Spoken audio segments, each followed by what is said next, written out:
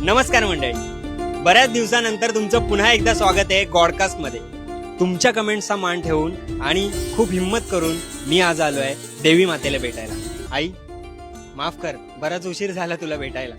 कोर्टाच्या निकाला एवढा नाही केलास ना, हरकत नाही. आई काय काय पाहायला मिळतं एवढ्या 9 दिवसांमध्ये?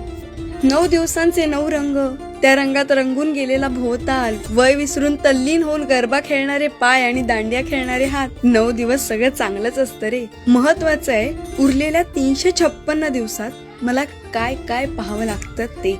अरे विचार ना, काय पाहावं लागतं? हा, काय काय पाहायला मिळतं?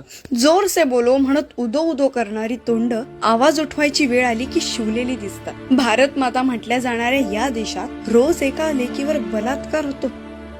अणुबॉम्ब क्षेपणास्त्र बनवणाऱ्या या देशाला नराधमांसाठी कठोर कायदा बनवता येऊ नये. जिथे अभिनेते नेते यांच्या मुलांवर चालणाऱ्या केसेस 2 महिन्यात निकालात लागतात, तिथे एका पीडितेला न्याय मिळायला 8-10 वर्ष लागतात.